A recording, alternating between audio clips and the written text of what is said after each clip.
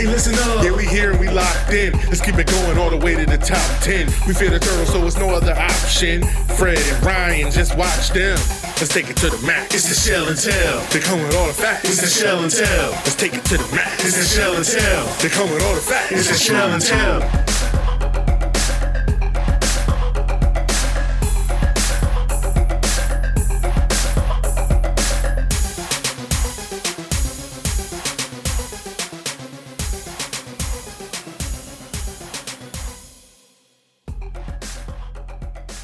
Welcome back to Shell and Tell, a special 1-0 version of your Terps podcast.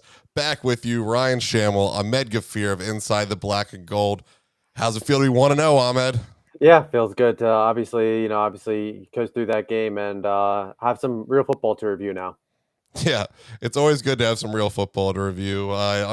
Unfortunately, I came up just short of my paper. I actually did miss the whole you can't do player prop bets in Maryland anymore. Somehow that made it past my news feed, which you think it would be right in my face with all the algorithms knowing all the things I follow.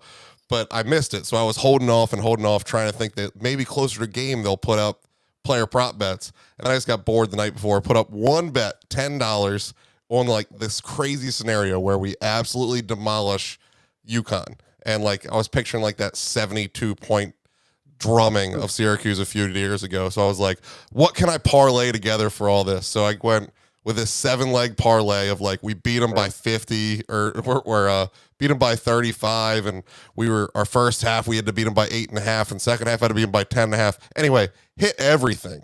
Okay. The leg of the parlay that I missed was missed by 16 seconds because I said that both teams had to score in the fourth quarter because I figured we had our fifth string in at that point, and so we'd let something leak by. And one play later, and I made $290 my first bet of the season. But no, it was not to be had. It's the fault of the parlay, man. It's always that one leg always gets you. I kind of want to put up this the tweet of it and be like, I'll give you $100 if you have the worst one leg beat parlay of the year, and just have somebody just keep uploading better and better pain odds and suffering. they missed by one. Pain and suffering. Yeah, the bad beats by SVP. That sounds good. Man, we had some guys that nothing went wrong for on that game. Right at the top of the list, you got to look at wide receiver Ty Felton. What a game for this guy. Yeah, obviously, career day for him. 7 catches, 178 yards, 2 touchdowns. Most receiving yards for Maryland for a Terp since DJ Moore had 210 against Northwestern in 2017, which 210 just sounds crazy on the surface. But like you said, Ty Felton, just really breakout star. Billy Edwards talked a lot about how UConn did a good job of taking the top off, which kind of eliminated Caden Prather's big playability downfield. And again, you look at a guy like Ty Felton, you get the ball out quickly, let him work in space. And how about that 75-yard catch and run for a touchdown that was undoubtedly the highlight of week one. Well, I mean, use the right words, DJ Moore. I mean, that play looked like DJ Moore. We've had some good receivers over the years, but Diggs was different. He was mostly downfield, these end arounds and stuff. DJ Moore played with terrible quarterback play, and every pass was a 5 to 10 yard pass that he had to make 3 dudes miss, break tackles, and then go to the house. And that's what that play was. I mean, he had 2 broken tackles and a stiff arm before he just showed his blazing speed and outrun the entire defense. So yeah, that was a absolute top play of the game right there. And that was not the only breakaway speed top play. You got our guy we were excited about, Nolan Ray, the one you always knew, the one I just was excited to find out. Nolan Ray has just burst on the scene, so much so he was stiff-arming his own players and throwing them out of the way because they were blocking too slow.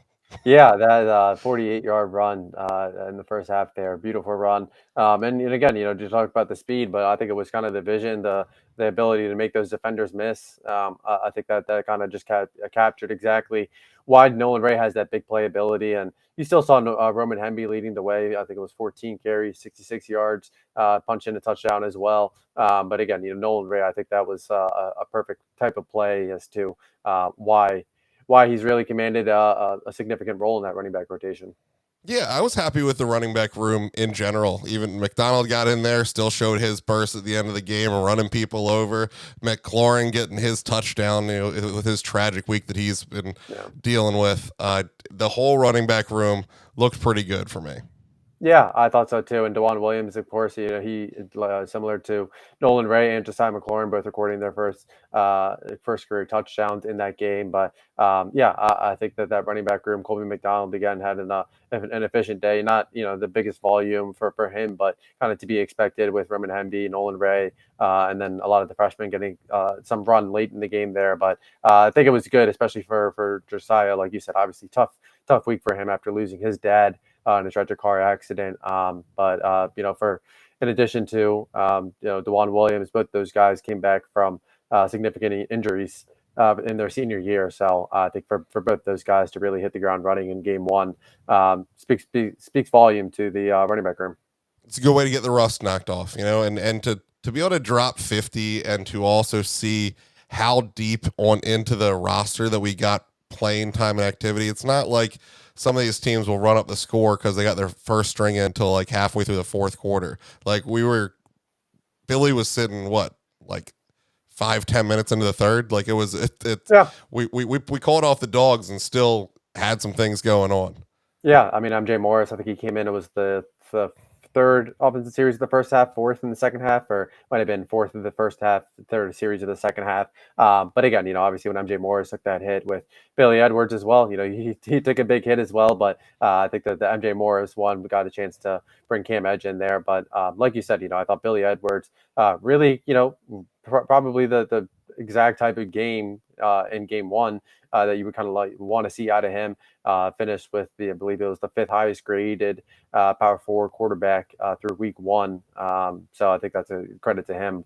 Finished at 20 of 27, 311 yards, 2 touchdowns. It was actually his second career 300-yard game. I believe the first one was 2022 against Northwestern. But again, I thought it was just really efficient day. And you kind of saw how Maryland leaned on Billy Edwards, his running capability, and kind of used him in some design run plays. So, leaning on that versatility as well, while, Billy Edwards had a couple plays where he got outside the pocket, had one where he was rolling to his left, hit Ty Felton down at midfield. So they think that was kind of exactly the type of performance that fans really wanted to see out of QB1.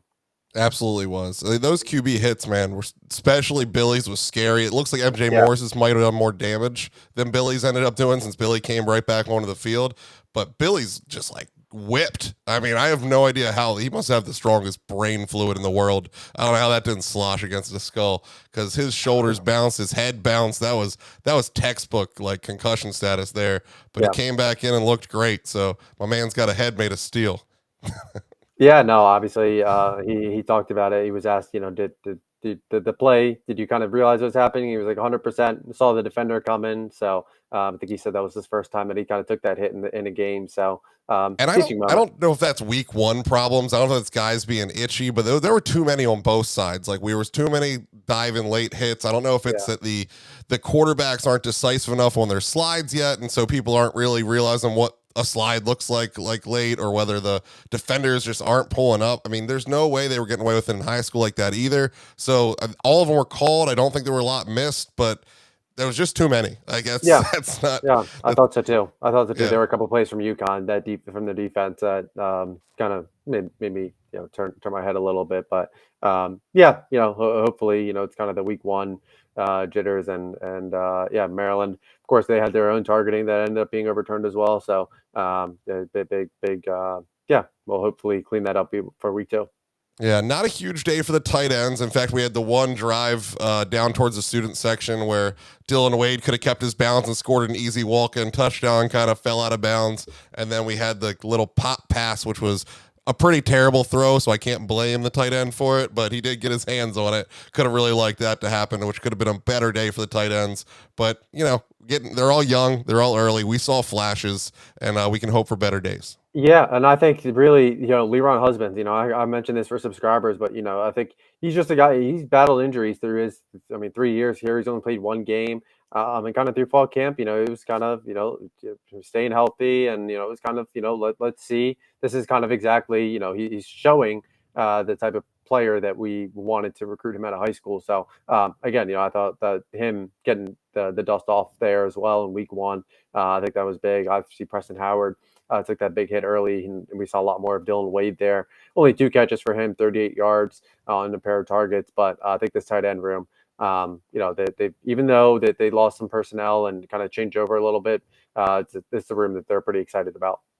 Anybody else you want to talk about on offense, or we're surprised we didn't see more of, or anything going on that side of the ball? I think, we saw a little bit of Octavian Smith, Shalik Knotts, Ryan Manning, Braden Wazowski. I think those guys, their ability on offense, I think saw flashes of them at times. I'd be kind of interested to see really how those guys are all able to separate themselves. Obviously, Shalik Knotts is a guy who had a strong spring ball and was kind of able to show flashes through fall camp. And Octavian Smith, he was the one that ended up running with the ones. And I think he kind of works well with just, it seems like he just from personnel wise fits a little bit better with Ty Felton and Caden Prather out there. Obviously, when they went to 4 wide receivers, Shalik Knotts was that first guy coming off the bench there. So I think, the wide receiver room, I think it'll be kind of interesting to see how it continues to evolve. Obviously, everyone knows what Ty Felton and Caden Prather are capable of. And Caden Prather, I know Ty Felton had a career day, but Caden Prather, 6 catches, 60 yards as well. So a good day for him as well. But really interested to see how the wide receiver room behind those veterans evolves through the season. Yeah, there was so much scoring and so much offense in the game. I'm having a hard time placing it, but I am remembering like a vague catch by Ryan Manning that was like circus level catch. And I remember my father just being like, hands on head, like, how did he do that? I'm like, yeah, there were like some spring highlights that makes that not that shocking. Like, man definitely can pull down the ball. Yeah, no, I think I mentioned it last episode, but that practice, the open practice in DC during the spring, he had a really nice catch. They were working on some red zone drills, and he had a nice catch over the middle, contested catch. So I think it's starting to materialize again. It's a guy that mentally, I think it all started to click, and physically, I think it needed to, maybe take some time and have it all pieced together. And I think, we're starting to see it a little bit. Yeah, I think those are the types of catches that you can kind of expect to see out of Ryan Manning every now and then. Yeah, well, we stalled a little bit early. I got a little nervous. I'm a Maryland fan. I know we ended up beating Uconn by 50, so it sounds stupid now, but I am a Maryland fan. And our first punt came only up 14. Your brain as a Maryland fan automatically gives the other team 7 when you're punting. So I'm like, this is too close of a game already. And I hear maybe the loudest thud I can remember. And I look up and I see the tightest spiral punt that I can remember. And then I'm like, oh man, he outkicked the coverage. They're nowhere near it. It's going to be too long. It's going to be out in the end zone. It kicks absolutely perfectly and saves itself. We got to give this special team some credit, man. Notre Dame let us have this guy. On top of that, we ended up going 5 for 6 for extra points and 3 for 3 from field goals. I was worried. I was stressed about our special teams unit. I'm not so stressed anymore. I think that they have fixed a lot of problems. Yeah, I think McPherson, I mentioned, in spring when he signed, that was a big time addition, upgrading the special teams unit. They ranked towards the bottom in field goal accuracy last year, both punting as well. And McPherson's a weapon. Obviously, he's able to step in on kickoff. And Loxley talked about it after the game, but I think that's something that will continue to be a point of emphasis through the season. His ability to really flip the field and help Maryland win the field position battle. I think and again being able to pin Uconn. I think it was 5 punts within five of his 6 punts within the 20-yard line. So again, that's exactly what you want to see. And Jack Howes, he's a guy had a little bit of a shaky spring, and Gavin Marshall came in from Oklahoma. Both those guys battled their ass off, and it was a neck and neck battle. And I think it was more of Jack Howes really stepping up, and for him to come out there and, like you said, one missed extra point, but for him to drill all 3 field goals, obviously, you want to turn those field goals into touchdowns in the red zone there. But for Jack to really get that consistency going, I think that this was as advertised game 1. And even that 6 punt for McPherson was kind of a sketchy spot. The side judge put his hand up and kind of stopped at the 17-yard line, and then walked 6 more yards to 23 and put the ball down. So it was pretty dang close. Even if you give him the 23, all right, 6 for 6 inside the 23. It was a good day for my man. I'm happy. It looks good. It looks like it's the technique. It's not just dumb luck because any punt can just randomly end up wherever. The ball bounces crazy, but it looks like he knows where the ball is going, and it worked. And so I'm very happy to see that. Yeah, and also a pair of punts over 50 yards. So again, just Yeah, kind of leg. pointing back to that winning the field position battle, especially in Big Ten play. Well, in order to win the field position battle, we need a defense to show up, and mixed bag. I was happy with some things. I think that with the defense, obviously we didn't let him 8 points. It was a great day. It's not great talent, but it was a great day. But I think where my head was at was where my expectations were is why I ranked people. Like, I was expecting the defensive line to be a dominant force, and the defensive line was okay. We didn't get any sacks, I believe, on the Yeah. defensive line. There were some hurries, obviously. My man was not comfortable. He couldn't get the job done, but we didn't get home. I want to see more from them. I expected more from them. If I was rating if I had expectations as if the offensive line, what I thought the offensive line might be, then maybe it was a great game because they handled. But I thought this was going to be an absolute force, and so far we still got some stuff to work out. How do you feel about that? Yeah, I actually kind of, agreed. In the beginning, I thought the run defense was a little bit shaky, and when I looked at the end of the first quarter, but UConn was averaging nearly 5 yards per carry. And you talked about, obviously no sacks in the game, one tackle for loss. That can't I happen believe it. against UConn. That's where Yeah, you stat pad. This is where yeah. we're supposed to do this. No, I think that that's valid, and I think that's kind of one thing that maybe is something that is a little bit of a of a concern for this defense. But I thought as the game progressed, I thought again UConn finished the game under 3 yards per carry. So I thought Maryland did a good job, and in the red zone there on a couple of threatening plays, Ruben Hippolyte coming down. Pretty weird that he just kicked off his fifth year here, and this is his first career interception. Didn't even realize that he's not recorded an interception until this point, but just kind of pulling up with those red zone stops. Glenn Miller again coming up with that last possession to end the first half there. So I thought there were times that they stepped up, and again, like I said, the run defense progressed as the game went on. But yeah, I thought early on that there was a little bit of a concern there with the Huskies. Again. Nick Evers with a pair of power four wide receiver bounce backs to throw to. You knew that they had some weapons, but knew that they were going to also lean on the ground game, especially to kick off the run or to kick off the road game. So I thought Maryland adjusted well, but I do agree with that assessment. Yeah, and like you started mentioning the linebackers, mixed bag with the linebackers. I was really happy with some things I saw. Mike Harris looked really good. Like as we were expecting, he could be another weapon for this group. Ruben, like you said, with his first interception, which you blow my mind. I didn't know that stat till right now while you just told me. No chance would I have thought somebody could have bet me money Yeah, and I would just taken it out of my pocket. you would have just assumed that Ruben would have pulled Yeah, one in at this obviously. point. Yeah, He's yeah. always there. He's always in coverage. He's a good cover linebacker, but just I guess he just knocks him down, not catches him.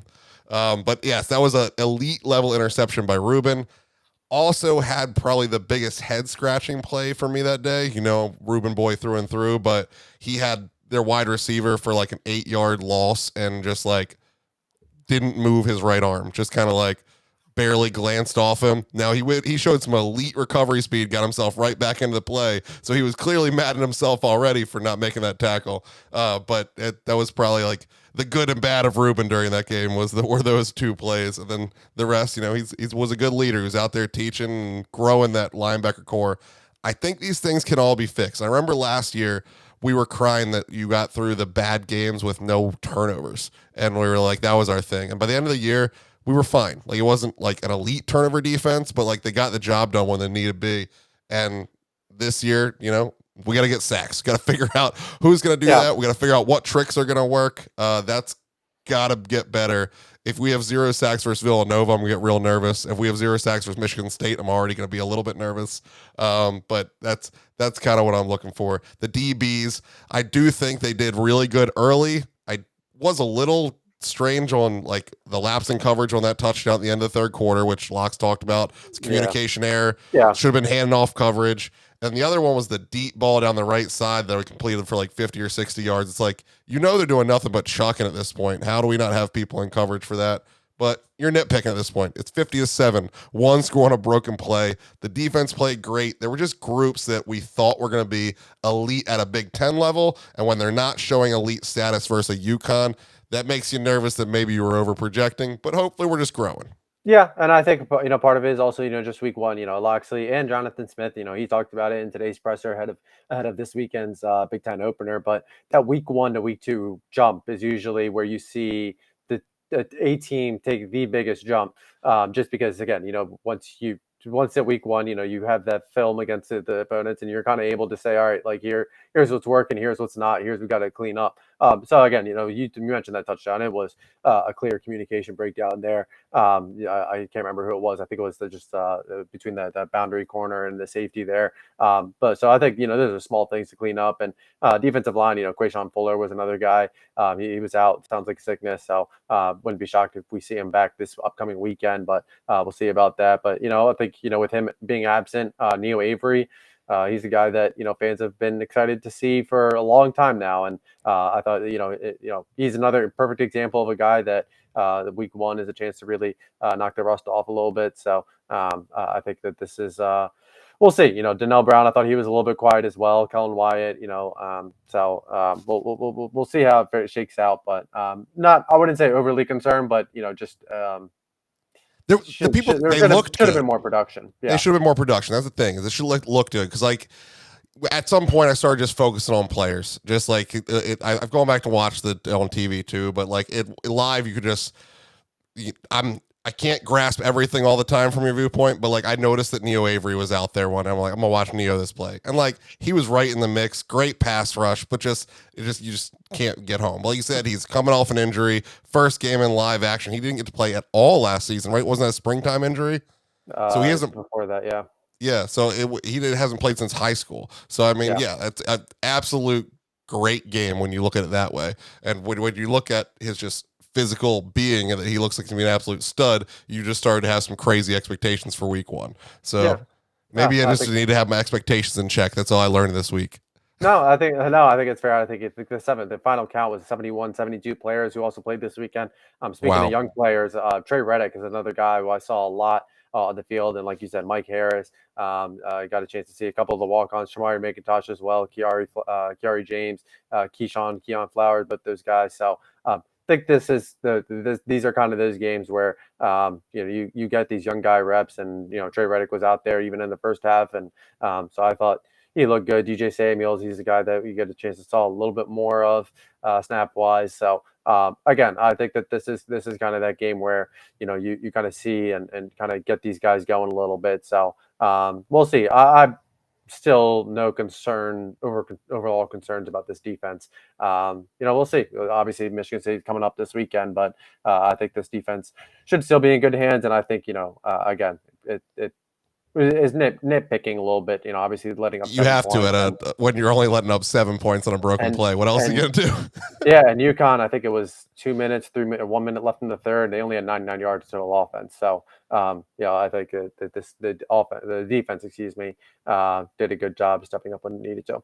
You're right. I'm crazy. 99 yards in the third quarter. This was an elite performance by this defense. No, what did you learn from the DBs? Like that was the one thing we had questions about. You were very confident in the front seven. I was maybe even overly confident in the front seven based on my reaction. But what did you learn about the DBs? You see a couple new faces that are going to be productive for this team? Yeah, I mean, obviously, I think one big guy, Loxy talked about it post game, but Levain Scruggs, I thought he was a guy who played a lot at safety there, and he also got a chance to play a lot in the bowl game as well against Auburn. Came down with the interception there, and Scruggs, his ability to kind of step up in that back line allows Glenn Miller to be that versatile piece as a nickel corner as well, star as Maryland calls it, but. Dante Trader, I thought he was good. Jalen Husky, Perry Fisher, I thought both those guys looked good. Lionel Whitaker, I thought he had his moments as well. I know he led up, I think it was a pass against Skylar Bell, if I'm not mistaken, that he led up one-on-one down the sideline. But, again, I think that the Nick Evers, I thought he kind of struggled a little bit as well. And obviously they went with the veteran guy midway through the second half there. But I think, Glenn Miller continues to prove that he might be the alpha dog of the room. Yeah, that interception was beautiful. That was a wide receiver level catch with getting that ball off the turf. And it's coverage. He hits hard. Yeah. He's the whole package. I really think that if he can complete a season that looks like that, you're talking about a second or third round pick coming out of the Terps defense again. And that safety position keeps seemingly being where we get some big hits from. Be your next Nick Cross. Yeah, I think it's completely fair. I was talking to someone about it a couple weeks ago. I said Donnell Brown could possibly be the highest draft pick on defense. Maybe Ty Felton, Caden Prather kind of go back and forth on which one I think will end up being the higher draft pick between them. But I guess right now the smart money might be on Smart Felton. money on, yeah. But yeah, I think Glenn Miller, he's a guy. I've said it before, I'll say it again. Love watching him, and I think it's really started to click with him. Started to really last year as well. Obviously, Bo Braid was the leader in the room, but Glenn Miller was right there and a really integral piece in the rotation. So I think he's just continued as is from last year and only grown from that. So I think that this back line is in good standing between him and Dante. What can you tell us about our next opponent as we turn the page? What are we going to do with this Michigan State team? Yeah, well, Michigan State obviously, opened up on Friday night, opened up the Jonathan Smith era. It was a little bit of a shaky game, coming out on top 16-10 over Florida Atlantic. Aiden Childs, the new quarterback transfer from Oregon State, who followed Jonathan Smith to East Lansing, finished. First pass was an interception, so obviously not the exact way you want to start out. End of the game, finishing. We've been there. Yeah, we've been there, Sean Petty, man. But he, at the end of the day, completing under 50% of his passes. So a little bit of a shaky day, but I guess the concerns on offense, there's a lot of confidence on defense. A lot of returning guys, Kyle Halliday, Ken Talley is another guy, Jonathan Smith mentioned as well, that's jumped out to him, registered 7 sacks. So when we talk about Maryland not registering any, 7 sacks and you only win by 6, like it's a season worth of sacks. Yeah, I mean, again, that the offense really had a lackluster day to say the least. But Kyle Halliday, he's led the Spartans defense in tackles the last 3 seasons. Chris Bogle, the guy in the trenches. So the front seven is I think is going to be a real test for Maryland. And I thought the offensive line last week did a really good job, protecting the quarterbacks, Billy Edwards, MJ Morris, Cam Edge. Obviously those hits were on quarterback runs there, but I think that this Michigan State team will kind of test that and put a test to see how Maryland's blocking tight end development has gone. Yeah, I mean that's kind of where I guess the shock was in my head. Maybe it's just the offensive line overachieved. We allowed 1 sack on an offensive line that I was a little scared to see what we had, and a defensive line that I was just super excited about got 0. So I think that was where my brain clicked. But yeah, the offensive line looked good, and as we talked about last week, they had 3 or 4 guys with like Big Ten size and accolades and stuff that any one of them could have acted up. I have not found anything about this yet, but the head coach of Uconn lost his absolute mind on the sidelines for about 20 minutes at one of their players, like in his face, screaming, pointing, telling him, "You get off my field. You're off this team. We'll never see you again." Like it was getting like a little uncomfortable, honestly, the amount of interaction that was like literally right in front of our seats. And then the head coach went over and grabbed one of the assistants who escorted the player off the sidelines. I still haven't figured out what happened, but like Maryland, am I telling you this news for the first time? Or Yeah, not hear anything about this either? I didn't catch it during Bad the game. TV coverage. Let me tell you, the fact that they didn't see this like 20-minute interaction between coaches and players, where there were multiple coaches holding the head coach away from this player, it was one of the more entertaining things that I've seen on the college sideline there in a long time. So yeah, if anybody's got the backstory, I don't care if you're on Uconn, like just DM me. Tell me what happened. I need to know. I won't let this is good. Not let me sleep at night. Yeah, no, that's Jim Mora, man. That's Jim Mora was his way of the highway.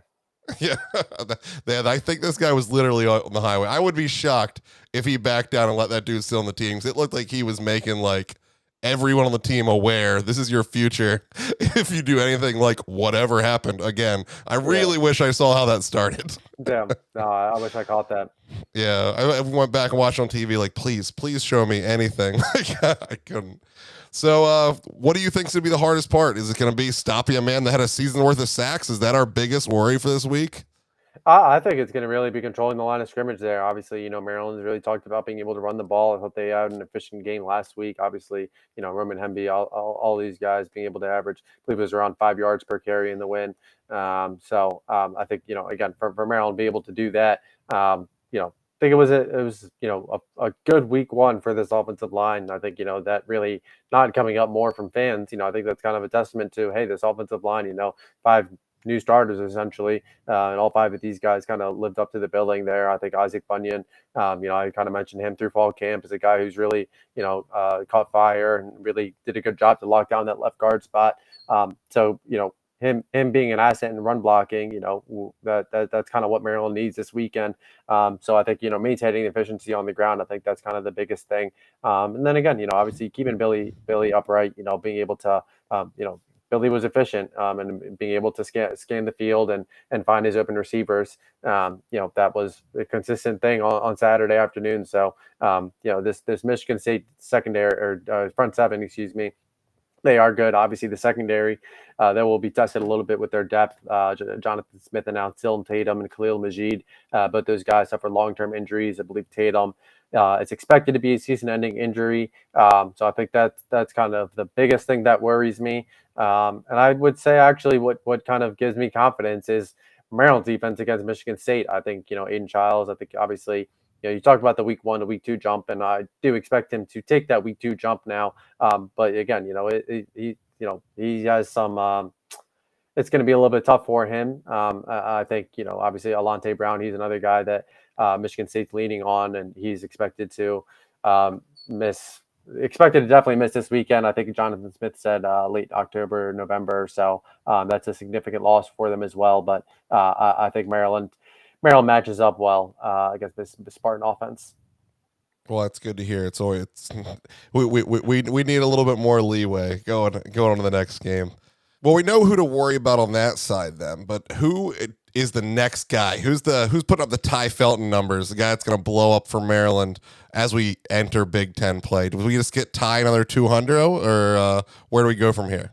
I mean, Ty, again, Ty has that big play potential. Billy Edwards talked about it. You throw Ty a 6 yard play or 6 yard pass, he can turn it 76 yards. So, I think, the tight ends, I think this is kind of their week where they can kind of capitalize. Obviously, Caden Prather, I think he'll look to really have the big play over the top. And I think Maryland will look to establish a little bit more verticality in their offense in week two compared to week one. But I think this tight end room, I think this is kind of, where Billy Edwards can really lead on those guys. Preston Howard, Dylan Wade, both those guys are really 1A, 1B in the room. Obviously, Preston Howard, we'll see, how he does the rest of this week. Obviously, coming out, looked like he left the game with an apparent injury in the Uconn game. So we'll check on that. But I think both those guys, I think that they can really be assets there. Again, I think Octavian Smith, I think this is a chance for him. He's a speedy guy, and I think he showed it last year at Michigan State, with I believe it was a 33, 34-yard touchdown there. So I think a guy like him can really capitalize on the veterans taking up the Spartans' secondary attention. I'm hoping to see even more from Nolan Ray. Like, clearly he had the one great pass, but like you said, it was not just breakaway speed. There was a lot of footwork there. There was a lot of shiftiness, made some guys miss.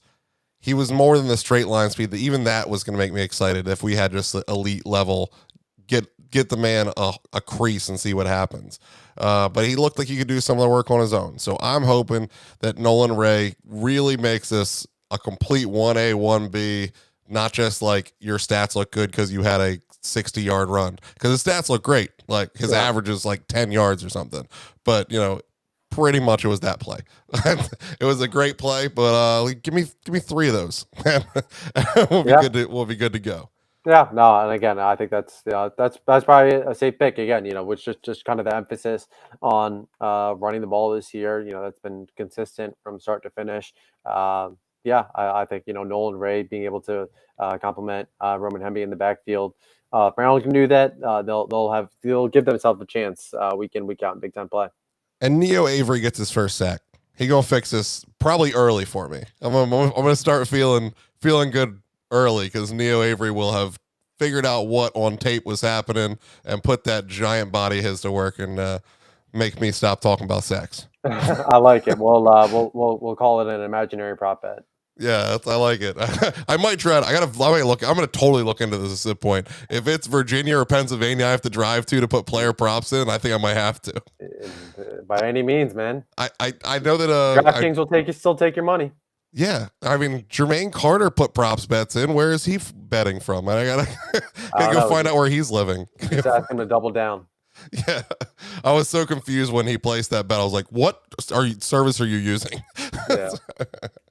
Oh man, well, what do you look at this score for this game? You think we're gonna cover this game? What are we looking at? Yeah, I think just Michigan State offensively, I think it kind of worries me. And again, I could see them having some big plays. I just don't know that they'll be able to do it for a 60-minute stretch. I think this Michigan State team under Jonathan Smith, I think they'll end up hitting their stride. Once obviously Aiden Giles, he's a young quarterback, so when he becomes a veteran and they start to really establish their culture, their identity a little bit more, I think they'll be good. But I do like this matchup, especially for Maryland at home. I think Maryland, seen the line. I think it opened at 7.5. I've seen it jump to 9.5. I think last I saw it was at 9 points. I do think Maryland covers. I'm going to go 30-13 Maryland. And I think that I wouldn't say, a blowout or anything like that, but I think Maryland can really control this game from start to finish. So not a rock fight. You think we're going to put up some points at least? It's Yeah. not going to be the 10-16 or whatever they got last week that just was. No, I don't want to watch that on Saturday.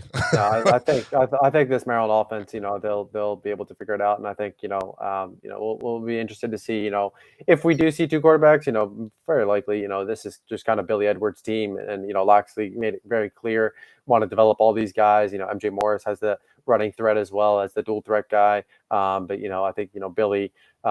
He's shown that he can make these passes, and he has the full support, full confidence of the guys in the locker room. So I think he'll be able to lead it, and I think Maryland has the skill players, the talent to outmatch. Do you think MJ Morris is available this week? Because we didn't see him after that hit. Should be. Well, media will be at practice on Tuesday, so we'll get a better idea at that point. But yeah, okay. But yeah, I think. I think it's Billy's team, like you said. I even though it was very small, I wish MJ Morris had more chance to knock the rust off. I saw a much larger gap than we saw at the spring game in the performance of the overall team. That's the first false start of the game was on his first play. Was going to talk about earlier is we complain every year about the dumb penalties, the penalties you can confuse. So the only really things we had the false start. Again, MJ Morris's first play. Probably difference in cadence, probably difference in things going on. Yep. I can't really blame him too much for that. Clearly, you can't have it happen, but there's excuses built in. Then you got the 15-yard penalty, personal fouls. One of them kind of inexcusable, coming at that quarterback during a slide. The other one was defending Billy Edwards after he got murdered. So I'm washing my hands of that one. I'd have no problems with that penalty.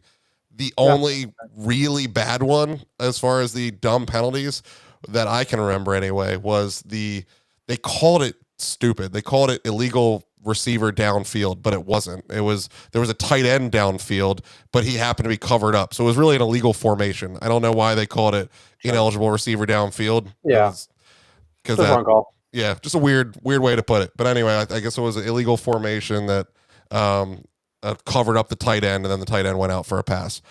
So that's the only procedural. You're just giving the other team yardage, and we've had plenty of years where there's 6, 7, 8 of those in a game, and we had 3 to 4 if you want to be ticky tack, but only one of them am I really mad about at all.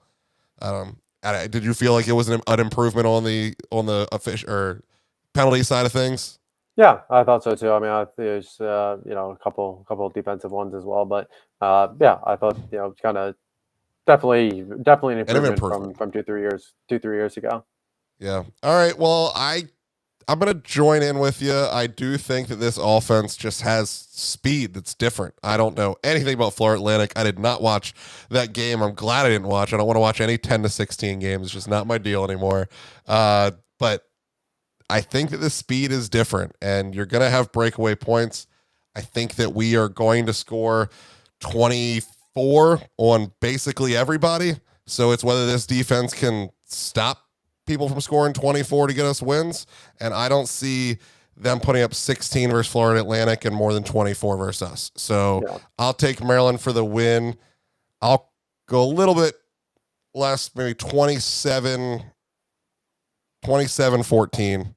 Probably would be my prediction for it. I don't think that you're gonna slow down this many weapons. If Billy keeps his head on straight, which he seems to be a completely different person. Like the throws are better, but that's not like the crazy part. The crazy part is like the decision-making process is completely different. He had a rollout left right in front of our seats where he could have ran for like 15 to 25 yards, just nothing but grass wide in front of him. Nobody covered him. And he kept his eyes downfield and hit, I believe it was Ty Felton for 45 yards instead of taking the instant 20. And that's just, he doesn't even consider making that choice last year. He takes the first down and goes back and plays another down. And so that's the kind of thing that makes me think that this is a different dude. We don't actually even yet know who we have because we're playing against not top level competition. But I think that this shows good things. Honestly, my season numbers are already getting like looked at. We got Minnesota losing to North Carolina on their opening night. That game looks a lot less threatening. You got, like you said, Michigan State barely surviving against Florida Atlantic. I don't know what to make of the USC LSU thing. I could go either way. Like USC could be a lot better than we thought they were going to be, or LSU just kind of sucks too. I don't know yet. The only thing that I'm holding on to on that one is LSU looked SEC big, but they did not look SEC fast. And we have SEC fast. So I'm hoping that that's a different thing for their defense as well. So it's just looking forward. I'm leaning much heavier to that 7-8 win season, 9 than I am. The 6-6 is like a failure to me already. Like we have potential that I've seen. 6-6 is the floor. Yeah. It's a floor. I think that's fair, but yeah, I think that USC game is super exciting. I thought Miller Wallace. I was just actually really impressed with Garrett Nussmeier and Miller Wallace in that game. I thought both those guys really looked good. So I think Miller Wallace against this defense will be good. I think that USC Maryland game is going to be super exciting. Just that the defense going against that USC offense. I'm not looking forward to watching Zachariah Branch, but it happens. I guess, we had to face Garrett Wilson in the past and all those guys. So all kinds of dudes. So what's one more, right? So, but yeah, I think it's going to be a good game, and I'll never be mad to see Brian Kelly blow a big game. Yeah, I'm excited for this season, man. I really am. I can't wait to get back down there. 3:30 p.m. kick, Michigan State. I'm hoping we fill out this shell a little bit, guys. I mean, it wasn't bad for a Uconn crowd. Like, it was bad in the first and fourth quarters, don't get me wrong. But, like, second and third quarter looked all right for a Uconn crowd at Maryland. I still hate all of our fan bases. They won't show up. I don't get it. I don't know why you need the perfect trifecta of weather and opponent and record and all these fun things. Just come out and have a good time. It's a blast. It's literally a blast. They're improving all the time. They're asking every fan that comes to the game, like, for feedback after every game, and you're seeing it. Like, these things are not things that are impossible. Like, they are improving every week. Get out there, support this team, guys. Yeah, absolutely, and they do a good job with some theme stuff for these games. So always encourage people to bring out other people. So hopefully we see a little more. I think they announced 35,000 this past weekend. But we'll hopefully we see actual 35,000. Yeah, the big screen is hitting at a whole new level. I thought it would. The first year was like barely working. They were like adjusting sound every year or every week and all these things. And the second year they had the sound right and they had some cool new things with it. But like you kind of tell that like they had focused on making it work and not like optimizing what it could be used for. I think it's going to be just absolutely epic as it gets darker earlier and these later games coming this season, it's going to be a lot of fun to be in that stadium. So get out there, check it out, support these guys. They deserve it. Dudes like Ruben Hippolyte and Billy Edwards have been here putting in work for years, and now they're going to be leading us to a very promising season, springboarding us to the free grandma movement coming to fruition and having us talking about championships. Let's do this, Terps. Until next time, here's to wishing all is well under the shell.